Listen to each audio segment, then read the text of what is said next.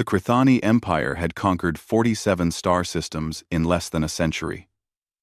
Their military prowess was unmatched across the galaxy, and their technology was far superior to every species they had encountered. When their scouts discovered a small blue planet orbiting a yellow star in a distant spiral arm, the High Command dismissed it as just another easy target for their ever-expanding domain. General Vakthor had served the Krithani Empire for 3 decades with distinction. He had led successful campaigns against the crystalline Netharii, the hive-minded Zolpak, and countless other alien species across the stars. His reputation as a brilliant military strategist was known throughout the Empire, and his counsel was usually valued by the Emperor himself.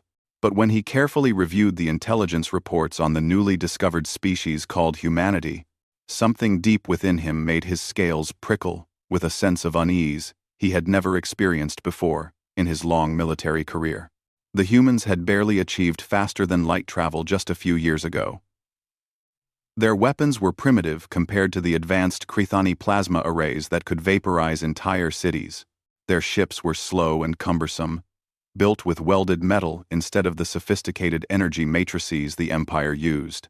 By every standard metric the Empire used to evaluate potential conquest targets, these humans should have been absolutely no threat at all to the mighty Krithani forces.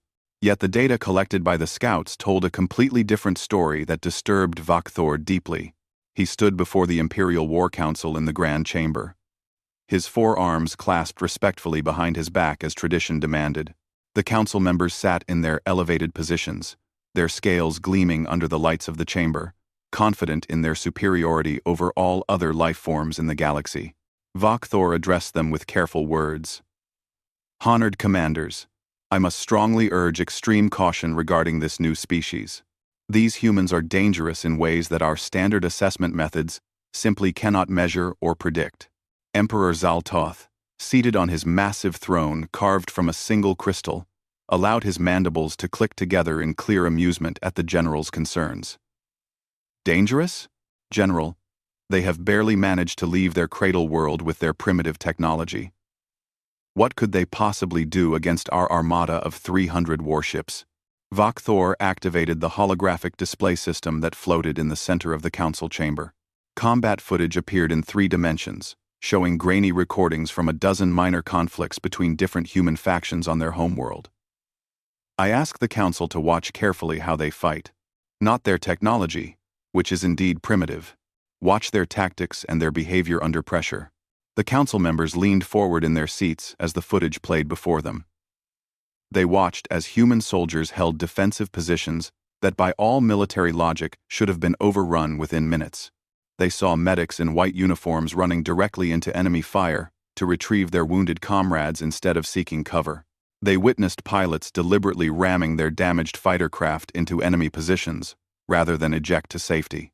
They observed ground forces fighting building to building with a ferocity and determination that seemed to border on complete madness to the logical Krithani mind. Vakthor spoke quietly but firmly as the footage continued. They do not surrender. Even when defeat is mathematically certain. Even when survival is completely impossible. By any calculation, they adapt to changing situations instantly. They improvise weapons from whatever materials are available. And they never, ever stop fighting until they are dead. Commander Helrix, a decorated officer who had led many successful campaigns, waved a dismissive claw toward the display. "This is nothing but foolish bravery born of ignorance. Such primitive tactics will not save them from our superior firepower and advanced technology." Vakthor's voice took on an edge of frustration. "It is not bravery in the traditional sense we understand. It is something fundamentally different. Something we have never encountered in any species across all our conquests. I have studied their complete history extensively. They have fought wars among themselves that lasted for generations and consumed entire continents. Wars where millions of their own kind died for causes they believed in. They have created weapons capable of rendering their own planet completely uninhabitable, and they built thousands of these weapons and pointed them at each other for decades." The Emperor leaned forward on his throne, his interest now genuinely piqued. "Then they are reckless and self-destructive as a species. This gives us all the more reason to bring them into the Empire before they destroy themselves and waste a potentially useful world. Vakthor felt desperation creeping into his voice, something he had never allowed before in his military career. Your Majesty, I have fought in 32 campaigns across the galaxy. I have commanded fleets against enemies that seemed impossible to defeat. I have never once asked to withdraw before a battle has even begun. But I am asking now, pleading with you, leave these humans alone and untouched. Find another system to conquer. There are countless other worlds we could add to the Empire without this risk. The Emperor's roar echoed through the massive chamber, silencing all conversation. Enough of this cowardice! We do not flee from primitives who have barely learned to travel between stars. The fleet will depart for their system within the next cycle as planned. You will lead the invasion exactly as ordered, General. Or, you will be immediately replaced by someone with more courage. Vakthor bowed low in acceptance of the command, knowing he was defeated in this argument. As you command, Your Majesty, I will prepare the fleet.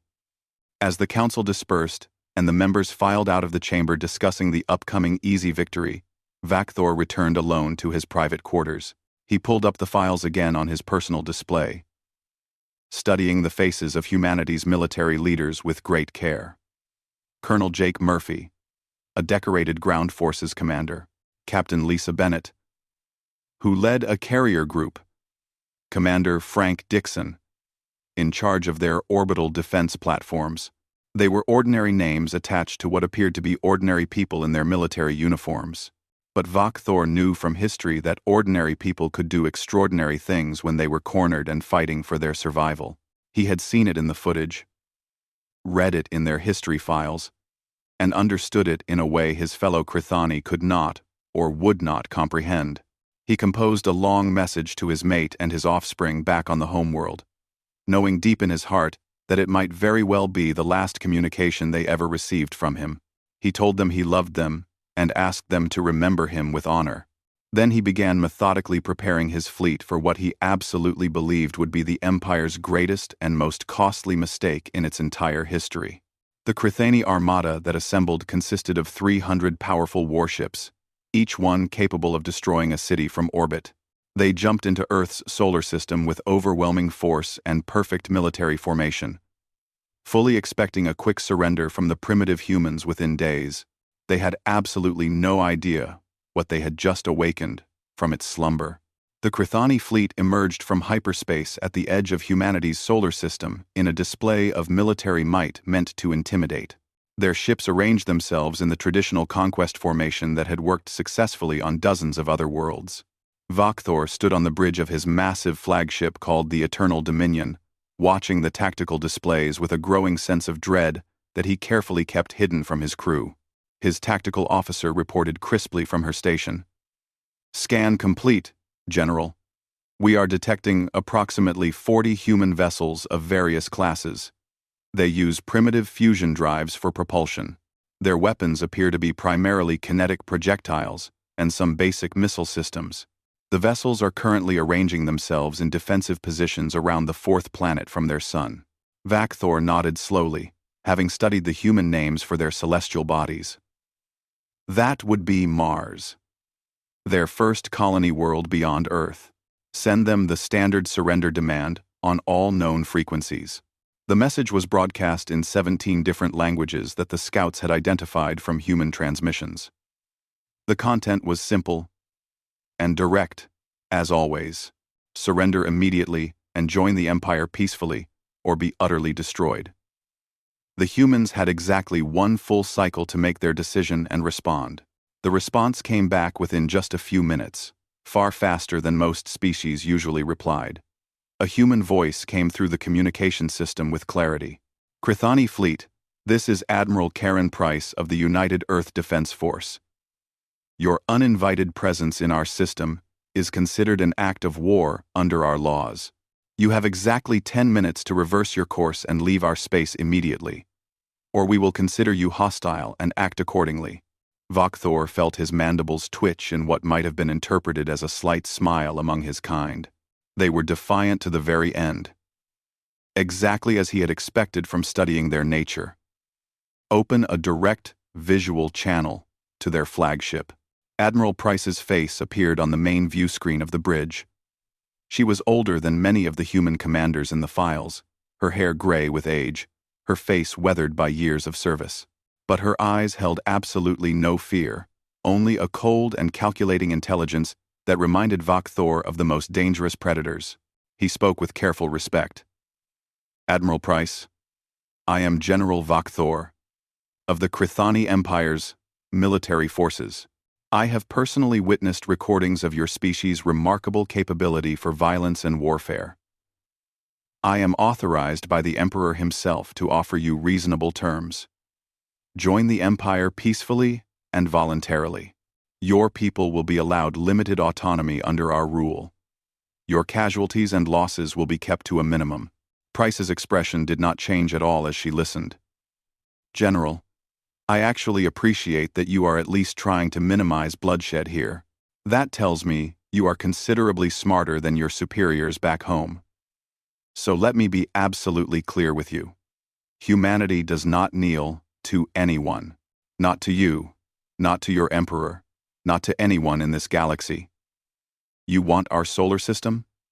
Then come and take it from us. The communication channel closed abruptly from the human side. Vok Thor stood in silence for a moment, knowing what was about to begin. Commander Helrix spoke up from the tactical station with confidence.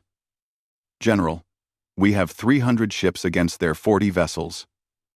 We outnumber them 7-1 in total mass and firepower. This engagement will be over very quickly. But Vok Thor was watching the human fleet repositioning on the tactical display. He recognized the patterns from their historical military data he had studied so carefully. These were not conventional battle formations. They were guerrilla tactics adapted for space combat, asymmetric warfare principles applied to void fighting. The humans were not preparing to fight a traditional naval engagement that they would certainly lose. They were preparing to make the Krithani Empire bleed for every meter of space they took. Vok Thor opened his mouth to give orders. All ships, advance slowly in battle formation. Theta, raise shields to maximum power. And Helrix, keep all point defense systems active at all times. The tactical board suddenly erupted in warning signals and alarms. The humans had not waited politely for the Empire to close the distance for proper combat. They had fired first, launching what appeared to be hundreds of missiles from hidden positions scattered throughout the asteroid belt between Mars and Jupiter. But the missiles were not aimed directly at the Krithani fleet. Instead, they spread out around it in a wide web, creating a three-dimensional cage of fast-moving projectiles. Vok Thor immediately understood the tactic. Evasive maneuvers now. All point defense systems engage those missiles. The Krithani ships began firing their automated defense weapons, tracking and destroying the incoming missiles with practiced efficiency. But for every missile that was destroyed, debris and shrapnel spread across the fleet's projected path through space. And hidden cleverly within that expanding debris field were smaller secondary payloads that remained inert and undetectable until the Krithani fleet passed close by them. They were nuclear mines, crude but devastatingly effective at close range. The first detonations caught 2 Krithani destroyers completely by surprise. Their shields absorbed most of the physical damage from the explosions, but the massive electromagnetic pulses disrupted their sensor systems entirely. In those brief, critical moments of technological blindness, the human ships struck with perfect timing. The human vessels did not try to engage at long range, where the Krithani advantage in firepower would be overwhelming. Instead, they accelerated to maximum velocity and closed to knife-fighting distance, where size and power meant far less than speed and maneuverability. The human ships were smaller, faster, and far more agile than the Krithani warships had ever needed to be. The UEDS Vigilance, a destroyer under the command of Captain Pete Sanders, drove straight through the center of the Krithani formation at full thrust. Its railguns fired continuously, the kinetic projectiles punching through shields that were designed to stop energy weapons. The human ship took hits that should have destroyed most vessels immediately. But somehow, It kept fighting even as hull breaches vented precious atmosphere into space. One of Vakthor's officers reported with confusion in his voice. "Sir, that human ship is critically damaged according to our scans. They are venting atmosphere from multiple sections, and their reactor is becoming unstable. They should retreat immediately." But Vakthor watched the damaged human ship change its course with growing horror. "No. Get our ships away from that vessel immediately." Axmal. The Vigilance deliberately detonated its own reactor while positioned in the middle of the Krithani battle line. The explosion was massive and devastating. 3 Krithani cruisers were completely destroyed in an instant. 2 more were crippled so badly they began drifting helplessly. Vakthor demanded answers from his crew. "Full damage report now." His tactical officer's voice shook slightly. 15 ships reporting various levels of damage, General. 5 ships completely destroyed. The humans have lost 9 vessels so far, but they are fighting with a level of desperation that our simulations never predicted. Vakthor finished the sentence quietly. They are fighting with nothing to lose, because they are defending their home. The battle raged violently for 3 brutal hours. The humans employed tactics that the Empire had never encountered in any of their previous campaigns. Ships fighting until their ammunition was completely exhausted, then deliberately ramming Krithani vessels. Pilots ejecting at the last possible second, only to have their now empty ships continue on autopilot toward high-value Krithani targets. Coordinated suicide attacks that seemed like madness but inflicted maximum possible damage. When Vakthor finally gave the order for the fleet to withdraw beyond Mars' orbit to regroup and treat their wounded, he had lost 37 ships to complete destruction. The human defense fleet had lost all 40 of their original vessels. But as the Krithani fleet retreated to lick its wounds, new contacts appeared on the sensor displays like ghosts. The tactical officer's voice was completely hollow with shock. "General, we are detecting new ships emerging from Earth orbit itself. 76 vessels total. They appear to be civilian ships that have been hastily armed, freighters, passenger liners, mining vessels. They all have weapons now, and they are moving to intercept our position."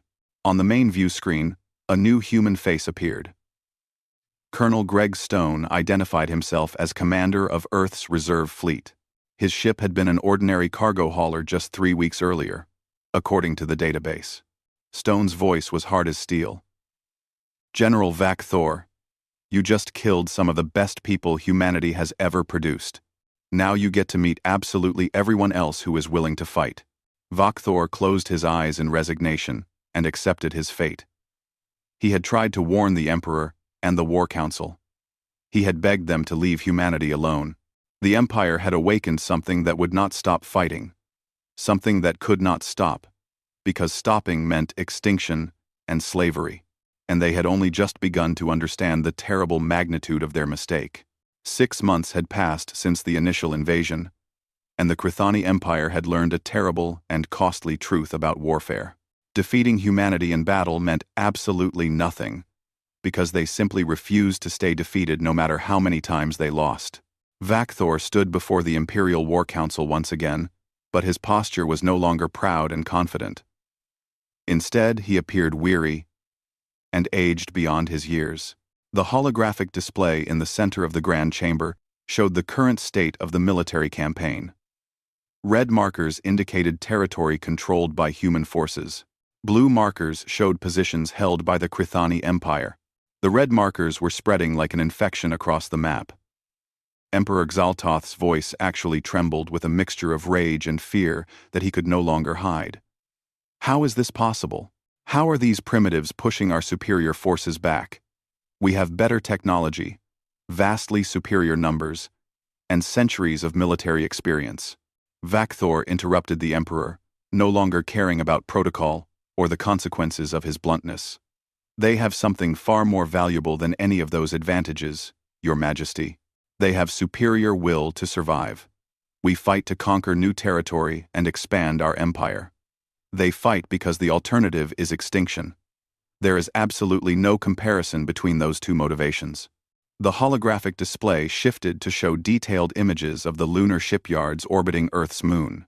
What had been simple civilian manufacturing centers just 6 months earlier had been completely transformed into military production facilities operating around the clock.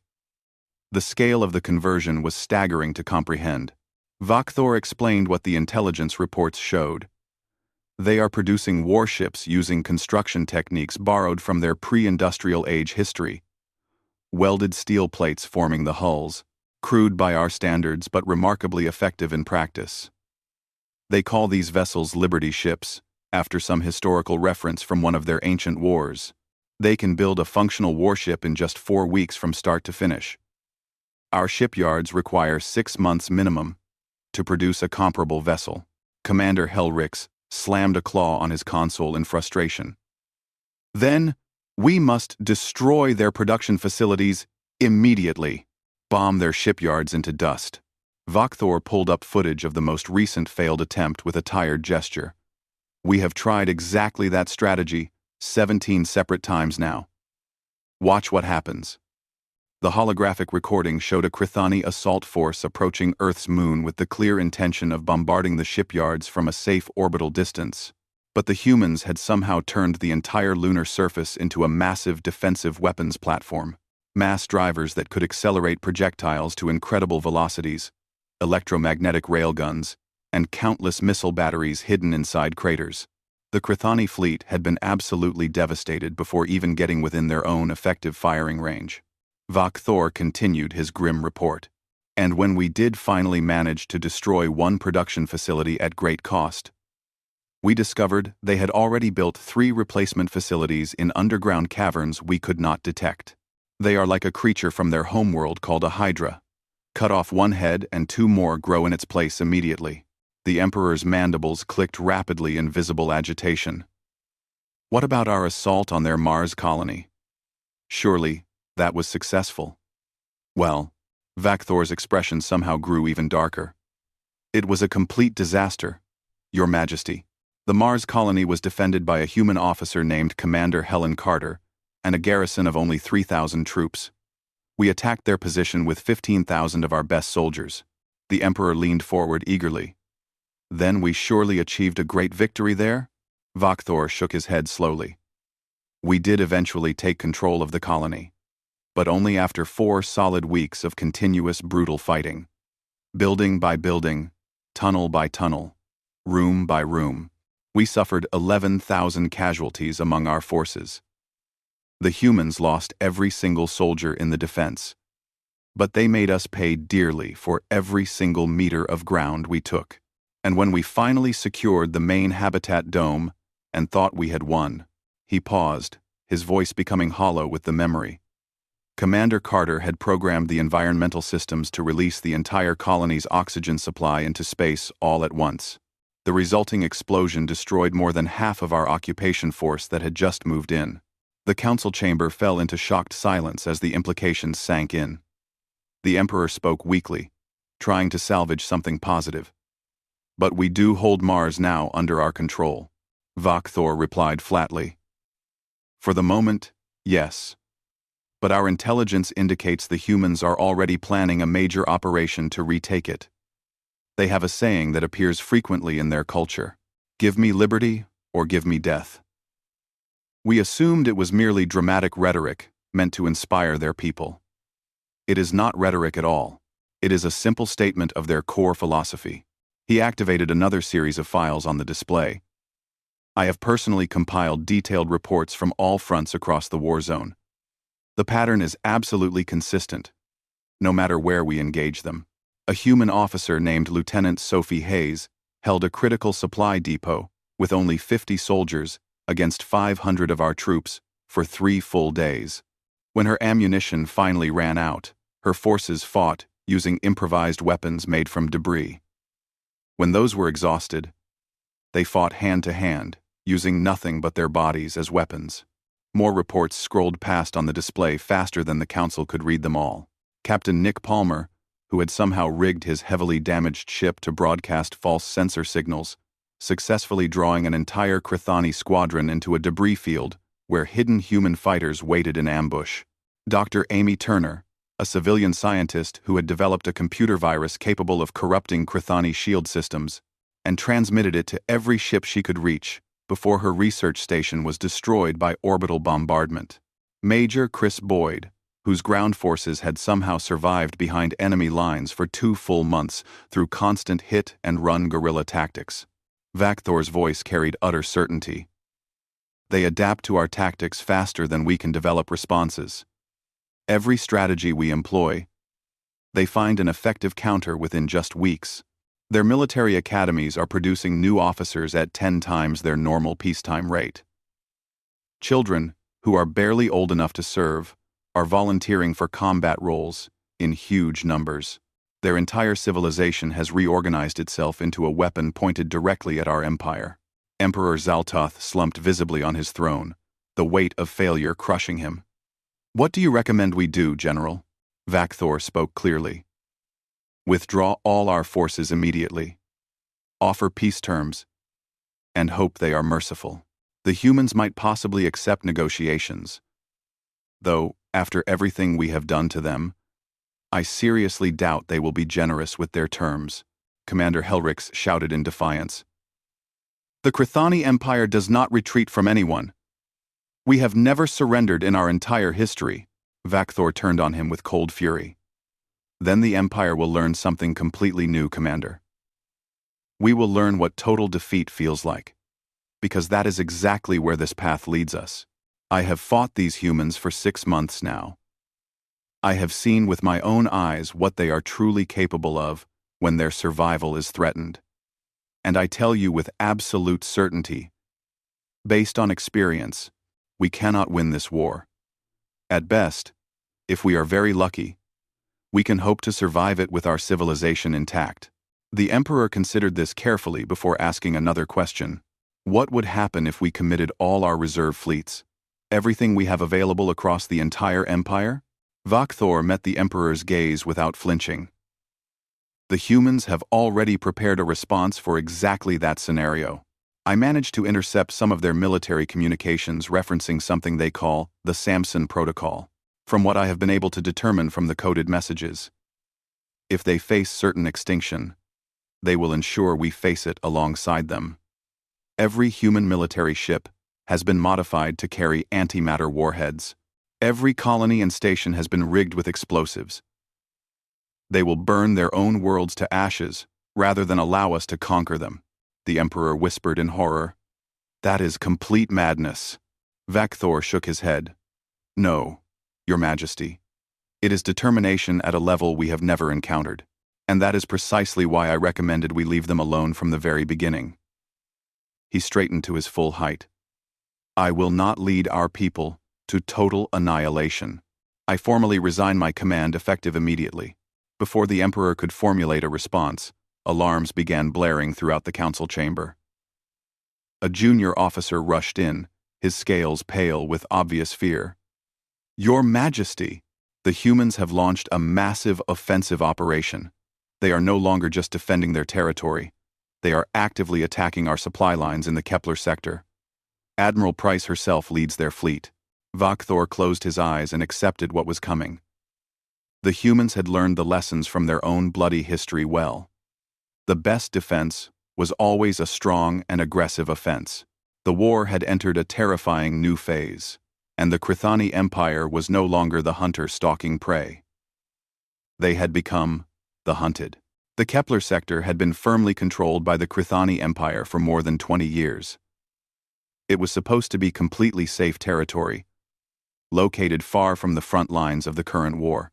The massive supply depots established there supported nearly half of the Empire's entire war effort against humanity. Admiral Karen Price stood confidently on the bridge of the UEDS Defiance, watching the Kepler sector materialize on the main view screen as her fleet completed their faster-than-light jump. She commanded 73 ships in total, a mixed force of proper military vessels and heavily armed civilian craft that had been converted for combat. They faced a sector garrison of 40 Crithani ships and 3 heavily fortified space stations. Her communications officer reported promptly, "Ma'am, we are receiving the standard surrender demands from the Crithani sector commander." Price allowed herself a slight cold smile. "Ignore their demands completely. All ships, begin attack pattern Sierra immediately." I want that primary supply depot turned into debris before they can organize a coherent defense. The human fleet split smoothly into 3 separate attack groups, each one approaching the Krithani positions from completely different vectors in 3-dimensional space. The Krithani forces scrambled desperately to respond to the unexpected assault. But Price had carefully timed the attack for maximum effect. Nearly half of the garrison was currently docked at the stations for routine maintenance and repairs. The resulting battle was brutal, violent, and mercifully swift. Human ships drove directly through the defensive perimeter, absorbing tremendous damage but pressing forward with absolutely relentless determination. The civilian freighter Steady Hand, under the command of Captain Paul Grant, deliberately positioned itself to absorb fire that was meant for 2 of the more valuable destroyers. The freighter's hull breached in more than a dozen places as atmosphere vented into the void. But Grant kept his dying ship on its collision course until it impacted directly with the main supply station. His final transmission was brief and simple. Earth remembers what you did to us. The massive explosion consumed both the station and 6 nearby Krithani ships in a ball of expanding fire. Admiral Price watched the tactical display update in real time as her forces pressed their advantage. Her communications officer spoke up again. "Ma'am, we are receiving a new transmission. It is from General Vok Thor on a personal encrypted channel." Price had studied the Krithani commander extensively during the war. He was one of the very few among the enemy who seemed to genuinely understand the nature of what he was fighting. "Put him through immediately." Vok Thor's face appeared on her screen. He looked significantly older than the file photos and intelligence reports, clearly worn down by months of constant warfare.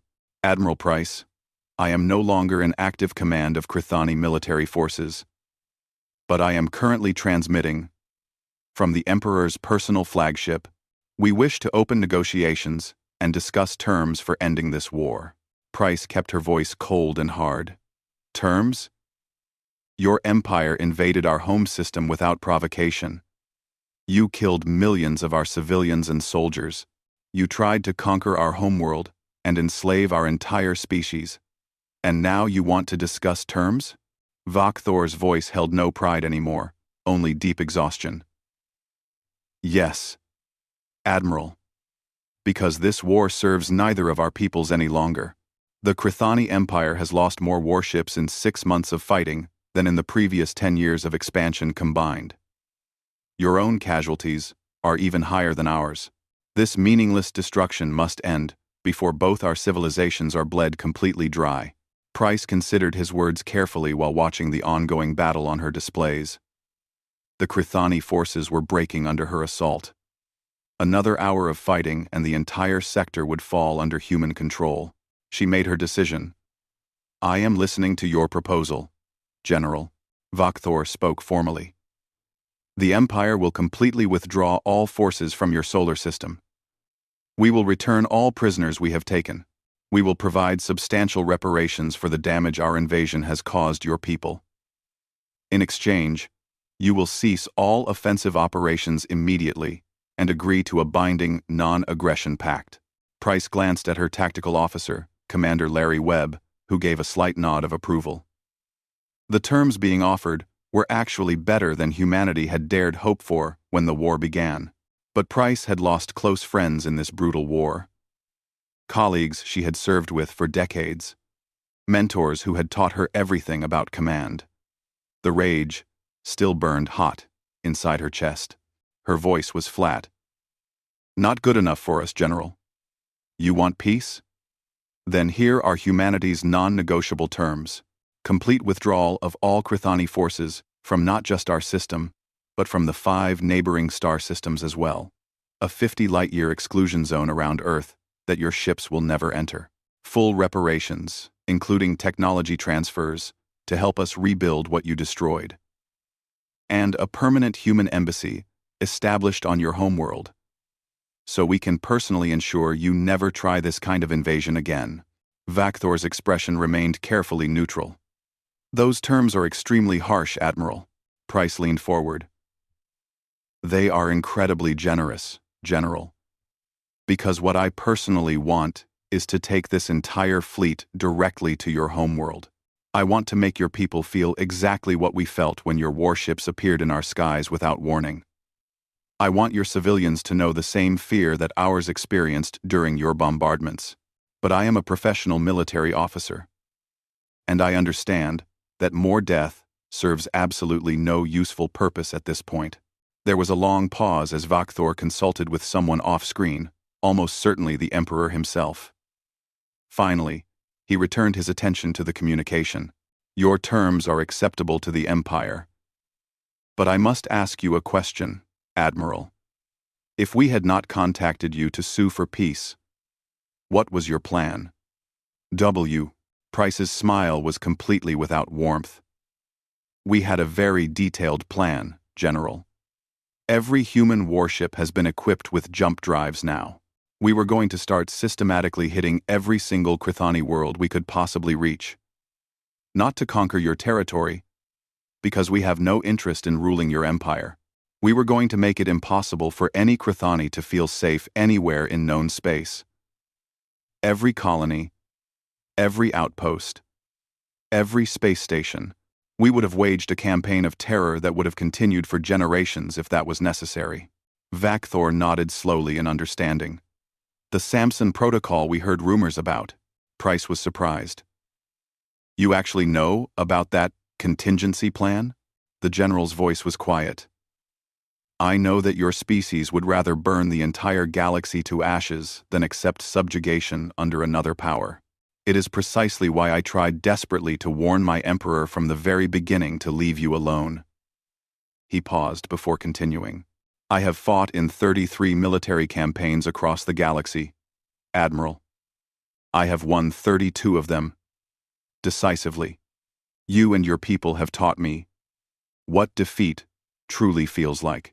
I sincerely hope we are both wise enough to ensure this is where it ends permanently. Price nodded with genuine respect. We will accept your formal surrender, General. Transmit the complete terms to your Emperor for his approval. You have exactly 24 hours to begin the withdrawal of all forces. The communication channel closed from both sides. Around her on the bridge, the crew erupted in enthusiastic cheers and celebration. They had actually done it against impossible odds. Humanity had forced the mighty Krithani Empire to retreat in defeat. But Price felt absolutely no joy in the moment. Only a profound relief that the killing would stop, and a bone-deep weariness that seemed to reach into her soul. Commander Webb approached her command chair. Ma'am, we should send word back to Earth immediately. The war is finally over. Price shook her head. Not yet, Commander. Not until the very last Krithani ship leaves our space completely. Until that moment, we remain at full combat readiness and maximum alert. Because the one thing this war has taught us is that we can never afford to be caught unprepared again. She looked out at the stars visible through the view screen, thinking of all the good people who had not lived to see this moment of victory. Captain Sanders, who had sacrificed his ship and crew in the very first battle. Commander Carter, who had died defending Mars. Captain Grant, whose freighter had just destroyed the supply depot minutes ago. She spoke quietly to herself. We won this war, but at what terrible cost? Webb had no answer to offer her. None of them did, really. The war was ending at last. But the real work of rebuilding their shattered civilization and ensuring such a war never happened again was only just beginning. 3 full years had passed since the war's official end, and General Vakthor stood before a gathering that was unlike anything in the long history of the Krithani Empire. The Grand Assembly had been convened with representatives present from all the subject species that the Empire had conquered over the centuries. For the first time ever, the humans had been invited to attend as well. Admiral Karen Price, now retired from active military service, but serving as Earth's official ambassador to the Krithani Empire, sat prominently in the human delegation section. Beside her were Colonel Stone, Dr. Turner, and several other officers who had distinguished themselves during the war. Their presence represented a fundamental shift in how the galaxy worked.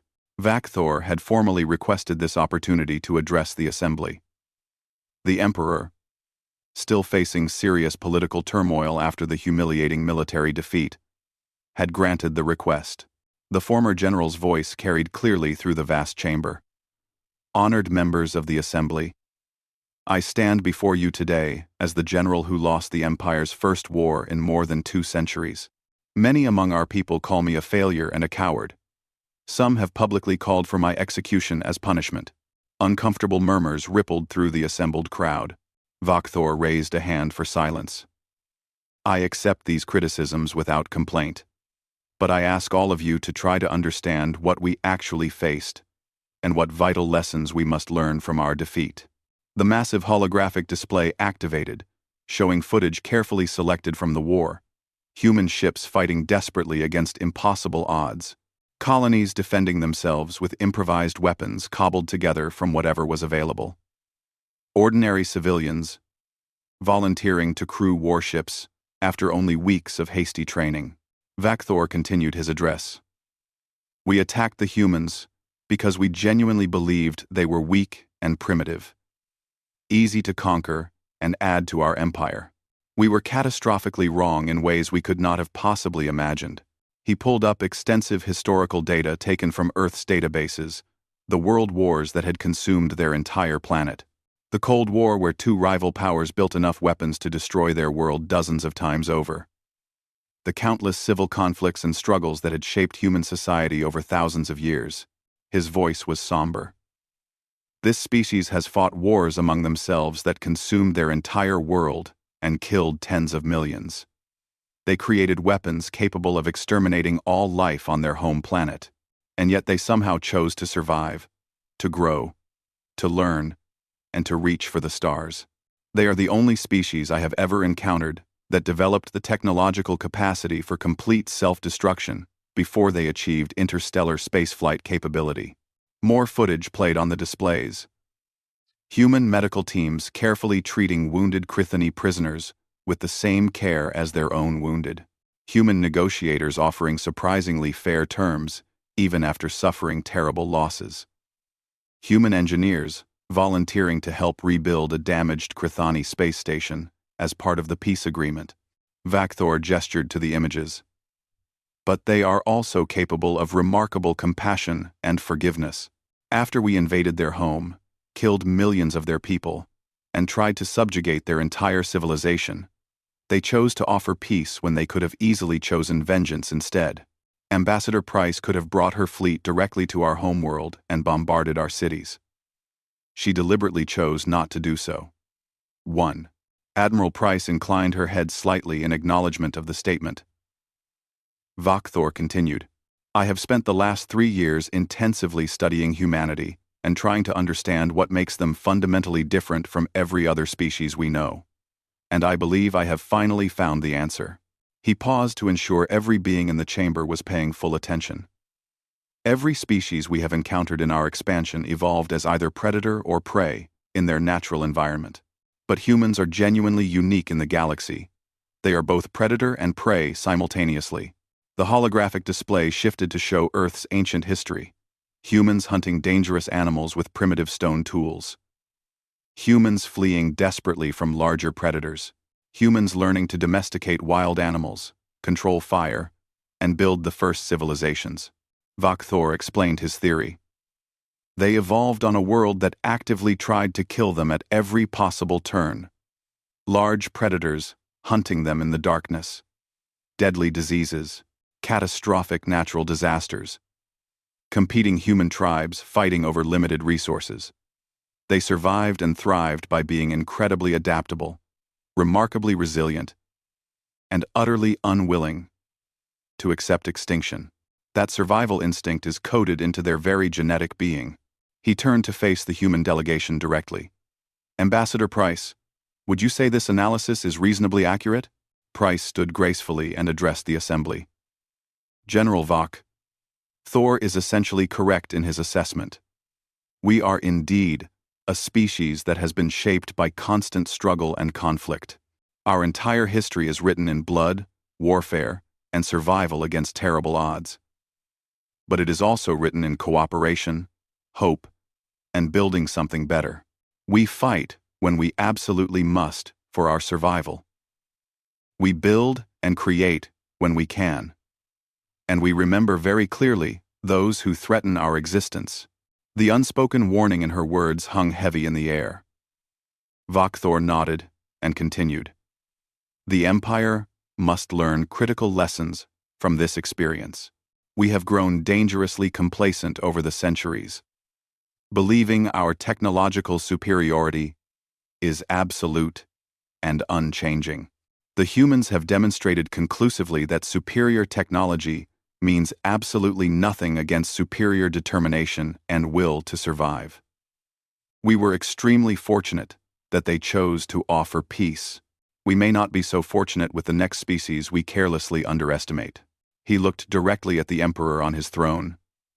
Your Majesty, I formally recommend a fundamental change in imperial policy going forward. No more wars of conquest. No more forced subjugation of other species. We should actively seek alliances built on mutual respect, not create vassals through military force. We need partners who choose to work with us, not subjects who hate us, because the alternative is that one day we will encounter another species similar to humanity, and they may not be nearly as merciful as the humans chose to be. The Emperor remained silent, his expression completely unreadable behind his ceremonial mask. An elder representative from the conquered Netharii species stood to ask a question. What makes you believe the humans will remain peaceful in the future? They have clearly shown themselves capable of tremendous violence when motivated. Admiral Price answered before Vakthor could respond. Because we know intimately the true cost of war. Every human who served in that conflict carries physical and emotional scars. We lost millions of our people. We absolutely do not want to experience that again. But we will fight if we have no other choice. She paused deliberately.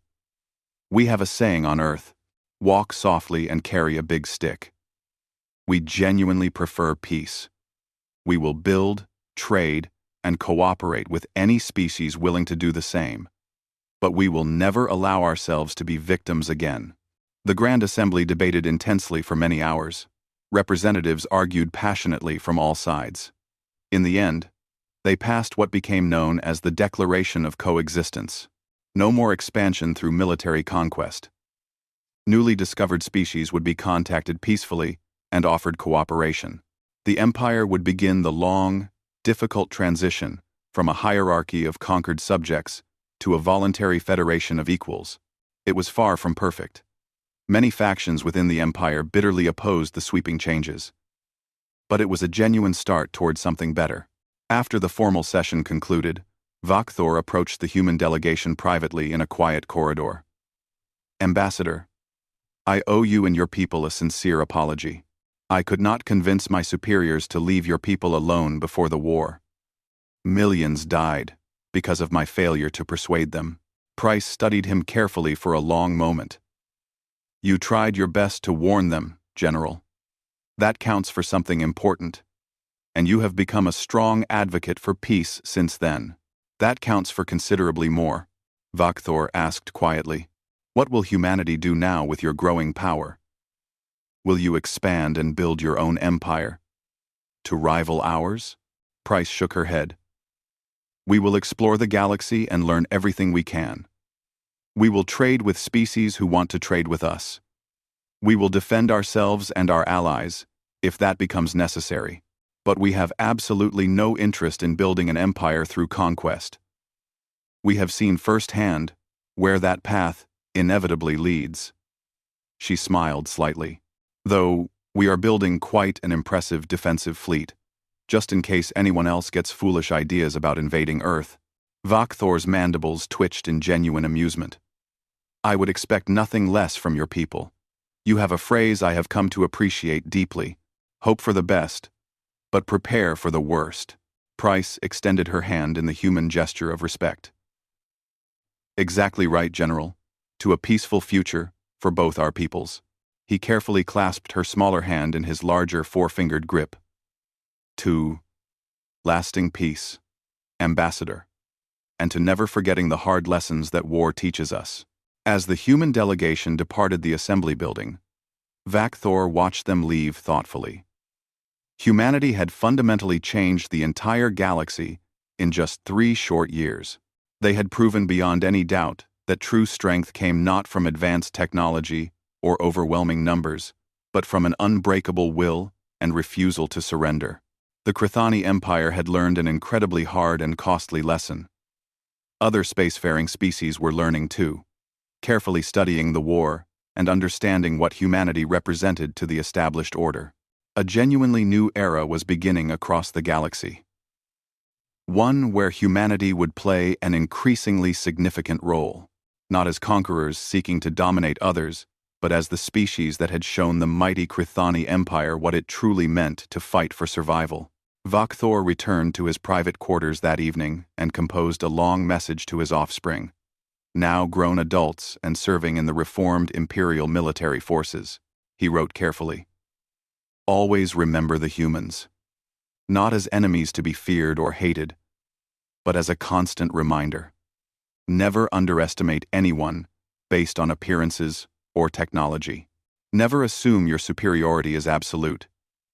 And never, ever, ignore the warnings of those who have personally seen what determination and will can accomplish against any odds."